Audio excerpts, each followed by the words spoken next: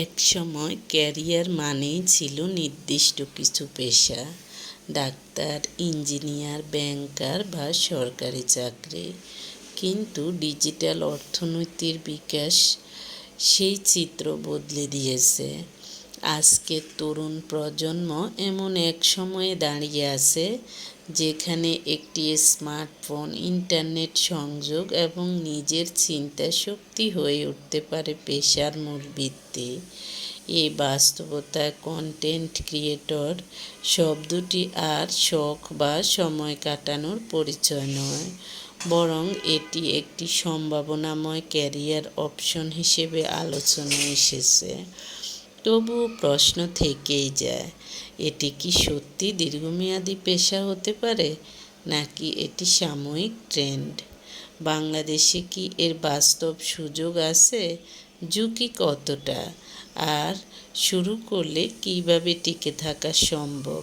সেই প্রশ্নগুলোর উত্তর খোঁজার একটি বাস্তব ও বিশ্লেষণধর্মী প্রয়াস এখন আমি বলবো। কন্টেন্ট ক্রিয়েটর পেশা হিসেবে প্রচলিত ভুল ধারণা।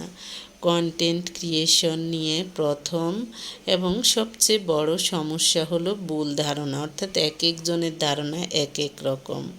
অনেক তরুণ এই পেশাকে দুই ধরনের চরম দৃষ্টিভঙ্গি দিয়ে দেখে।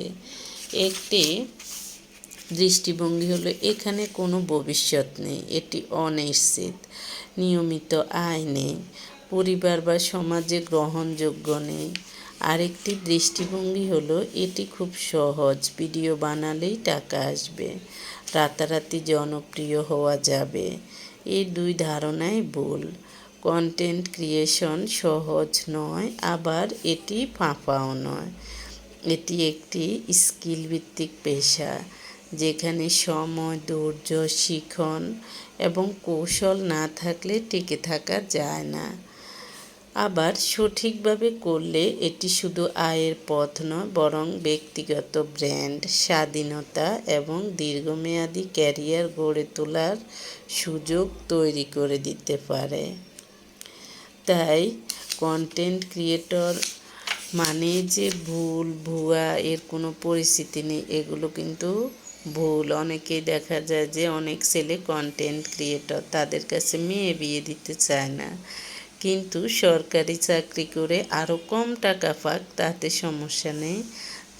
কিন্তু এই কন্টেন্ট ক্রিয়েটরকে এখনও মানুষ অতটা মন দিয়ে পছন্দ করে না। কন্টেন্ট ক্রিয়েটররা সমাজে ইতিবাচক পরিবর্তন আনা এবং মানুষের জীবনে গভীর প্রভাব ফেলার অন্যতম অনুঘটক হিসেবেও কিন্তু কাজ করতে পারেন। ভারতের স্বাধীনতা আন্দোলনের